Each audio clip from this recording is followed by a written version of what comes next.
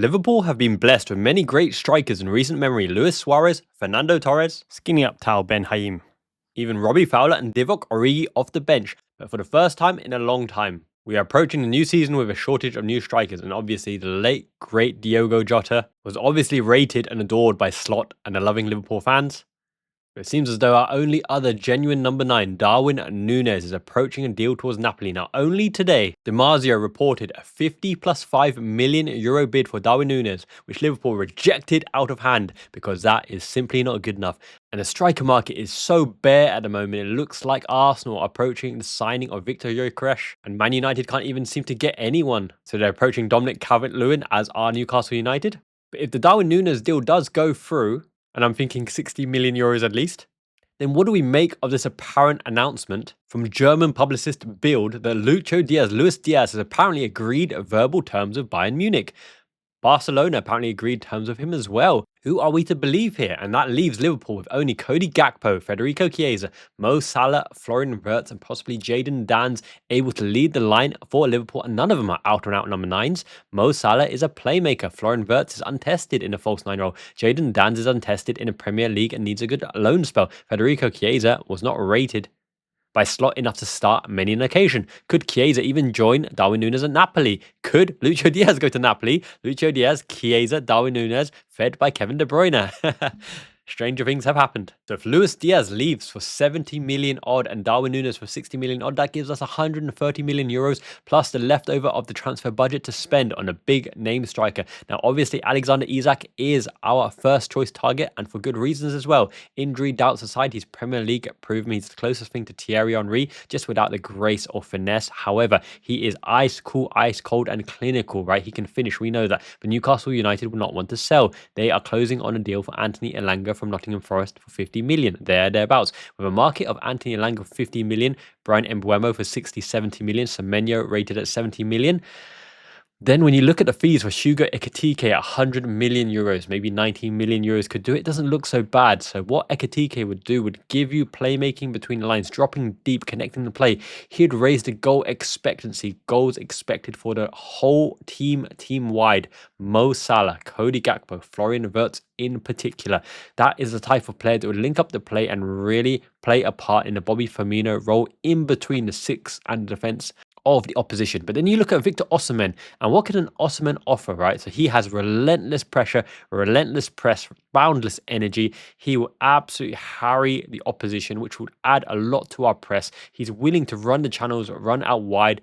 Fantastic pace, off the ball movement, is caught offside many a time, to get used to the Darwin Nunez effect again. But he can shoot, he's clinical, he's dominant in the air as well. Now, Ekitike is a big lad, he's got aerial prowess, but I wouldn't say he's dominant in the air or scores many headed goals, whereas Osimhen is that as well.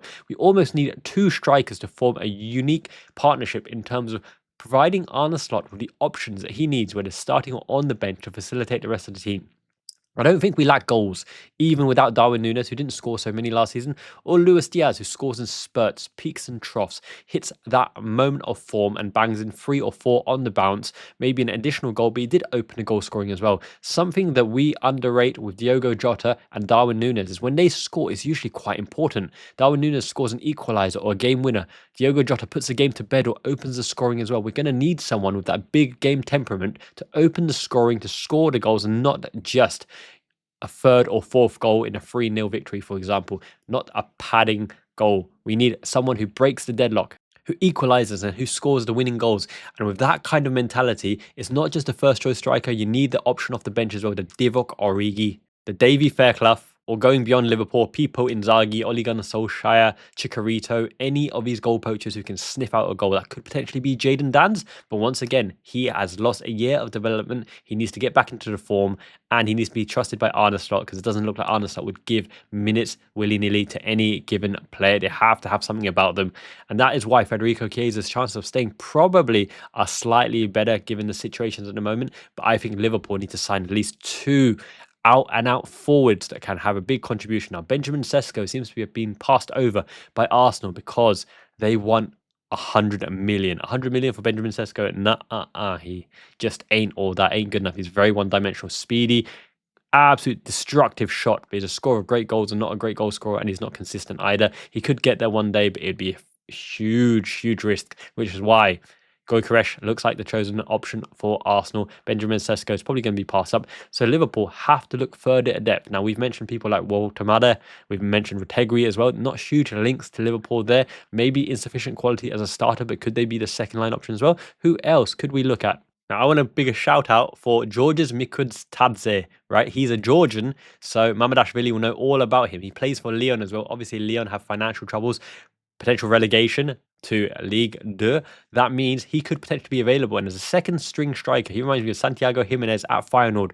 Multifaceted, versatile. He can score goals, perhaps not the greatest of goal scorers as well, but he can add an option. He seems composed. He's got great finishing variety as well. He could really add something at a good price point. So Mikhail Tadze is one to watch at Lyon just because we always sniff an opportunity like Xherdan Shaqiri at Stoke relegation, picking him up. Andy Robertson at Hull relegation, picking up Gini Wijnaldum, Newcastle relegation, picking him up. And with the likes of Cunha and João Pedro off the market and Jeremy Frimpong absolutely smashing them in. Look at that technique. What a monster of a player we have here in Jeremy Frimpong. Then the next line becomes available. We're looking at Ollie Watkins, for example. Aston Villa being linked with Arsenal, being linked with Man United. He's 29 years old, not future-proof, but obviously knows the Premier League well, in the same league as Dominic Solanke. Then you look at further afield, like Marcus Thuram at Inter Milan, Johan Wieser as well in the Premier League with Brentford.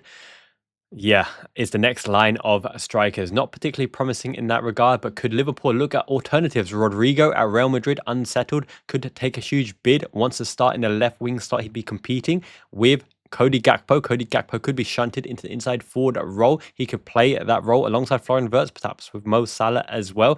Looking at goal-scoring wingers is a prominent option. Rodrigo could play all across the front line, would be a marquee signing. Him alongside a striker could be sufficient to provide the goals needed to lift the Premier League again in honour of Diogo Jota, who, speaking of which, I've overcome the sadness phase now, and now I just look back with pride and delight. What a magnificent player and human being that we've had the honour of seeing at Liverpool FC. He is a Liverpool player for eternity.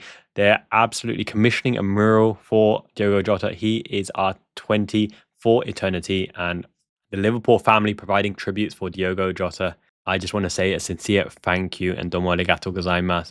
It's been a beautiful sight to see athletes, teammates, colleagues, the love outpouring from the worldwide family for our beloved Liverpool number 20. He will live on forever in our hearts. The beautiful smile, the beautiful happiness and memories he provided us.